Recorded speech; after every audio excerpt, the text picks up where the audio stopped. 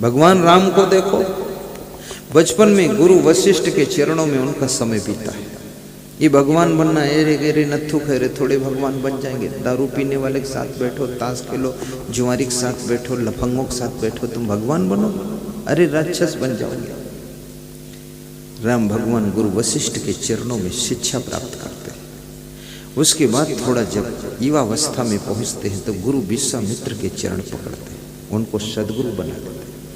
शादी हो जाती, वनवास में जाते हैं तो भरद्वाज गुरु के चरणों में भी दर्शन करते हैं, फिर वाल्मीकि जी के चरणों में दर्शन करते हैं, और फिर अत्रि मुनि का भी दर्शन करते हैं, अगस्त मुनि का भी दर्शन करते हैं। सोचिए, भक्तिमती महाश्रद्धावान महिला शिवरी के आश्रम पर जाकर के शिवरी को ज्ञान भी देते हैं, और शिवरी की भक्ति को देख करके राम भगवान खुश हो जाते हैं। याद रखना, कोई महाभक्त हो, बड़ी श्रद्धा रखता हो, शिवरी जैसी आस्था हो, शिवरी जैसी आस्था हो, ध्रुव जैसी श्रद्धा हो, प्रहलाद जैसी भक्ति हो, उसका दर्शन करने से भी आपको शक्ति प्राप्त होती है। जैसे हमारे शांतिलाल भाई है, वो लक्ष्मी बहन उसकी पत्नी है, ये कोई साधारण भगत नहीं है। ये शांतिलाल भाई तो गुरु का दीवाना है, लक्ष्मी बहन भी गुरु के प्रति समर्पण है। कहते हैं गुरु का दर्शन न मिल पाए तो गुरु के जो भक्त हैं उनका दर्शन करने से भी पुण्य बढ़ जाते हैं और मुक्ति का रास्ता आगे आगे साफ होने लगता है। गुरु जी नहीं मिले तो गुरु को मानने वाले भक्त मिल गए, उस भक्त को नमस्कार कर लो तो भी गुरु का आशीर्वाद मिलना शुरू हो जाता है। इसलिए भक्तों का भी सम्मान करना चाहिए, उनका आदर करना चाहिए। आपको गुरु रोज कहाँ मिलेंगे? इसमें कितने लोग हैं जिनको पहली बार मिला हूँ? जरा हाथ उठाओ जो पहली बार देख रहे हैं, रूबरू पहली बार देख रहे हैं। अरे टीवी में तो देखा है, लेकिन ऐसे आमने सामने हूबहू सारे लोग हैं, 10-20 बचा है, पहली बार देखा है।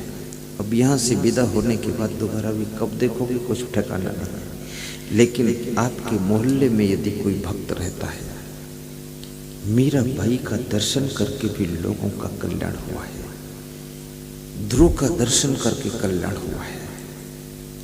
तुम्हारे माता पिता यदि भक्ति करते हो, उनका दर्शन कीजिए, उनके पैर छू लीजिए, पैर छू के मस्तक में लगा लीजिए।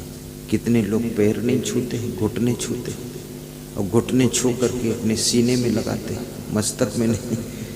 थोड़े दिन बाद और डेवलप करेंगे तो पेट को छू लेंगे, और पेट छू कर अपने पेट में लगा लेंगे कि पेट ही पेट का काम है, और क्या काम है। ये घुटने क्यों छू रहे हो? चरण छुओ, चरणों से सब होने वाला है। और मस्तक में लगाओ, यहाँ क्या लगा रहे हो? यहाँ क्या जरूरत है? मस्तक में लगाओ। गुरु पद नख मणि गण ज्योति, सुमिरत दिव्य दृष्टि ही होती। बंदों गुरु पद पदुम परागा, सूरज सुबास सरस अनुरागा। अमी मोरी मैं चूरन चारू, समन सकल भौरुज परिवारू। गुरु के चरणों की धूल का भी महत्व है, क्योंकि श्रद्धा ये साधारण चीज नहीं है। मैंने इसकी शक्ति को पहचाना है, श्रद्धा। मेरा गुरु बहुत विद्वान नहीं है, लेकिन मेरा गुरु ज्ञानी तो है, वैराग्यवान है, और मैंने उनके चरणों में श्रद्धा रखा है। श्रद्धा, उस श्रद्धा से हमको सब कुछ मिल गया है। और कृष्ण कहते हैं, श्रद्धावा लभते ज्ञानम तत्परः संयतेन्द्रियः। श्रद्धावान को ज्ञान प्राप्त होता है, और जिसको ज्ञान प्राप्त होता है उसकी पहचान क्या होती है? कैसे पहचानोगे इसको ज्ञान प्राप्त हो गया है? क्योंकि ज्ञान की बात तो बहुत लोग कर रहे हैं, और ज्ञान की बातों को सुन करके तुम सोचो कि ये ज्ञानी हो गया है। ज्ञान की बात सुनाने वाला भी ज्ञानी नहीं होता है। ना ना, ऐसी भूल मत करना। रामायण गीता भागवत की श्लोक चौपाई बोलने वाला भी ज्ञानी नहीं होता है। वो विद्वान हो सकता है, उसने रट लिया, पढ़ लिया, सीख लिया, बोल दिया, प्रैक्टिस कर लिया, प्रवचन कर दिया, भाषण कर दिया, या कि वो कथा सुना दिया, वो अलग बात है, लेकिन वो ज्ञानी नहीं कहा जा सकता। ज्ञानी कौन है? श्रद्धावा लभते ज्ञान। जिसको श्रद्धा है, श्रद्धावान को ज्ञान होता है। लेकिन ज्ञान जिसको होता है उसकी पहचान क्या होती है?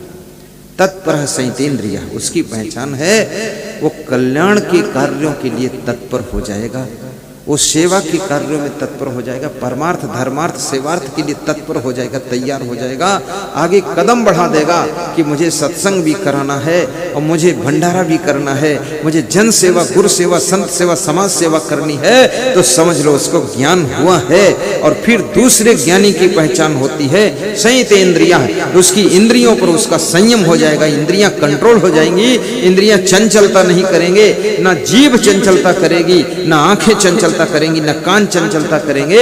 जो इसकी इंद्रियां वश में हो गई तो प्रवचन करे न करे, भाषण दे न दे, प्रवचन कथा सुनाए न सुनाए, लेकिन वो वास्तव में महाज्ञानी होता है और उसके चरण छूने से कल्याण होता है। इसलिए उपनिषद में लिखा है न प्रवचनो लभ्यो, ये प्रवचन से भी मिलने वाला नहीं हो परम तत्व। लेकिन फिर प्रवचन में क्यों सुना रहा हूं?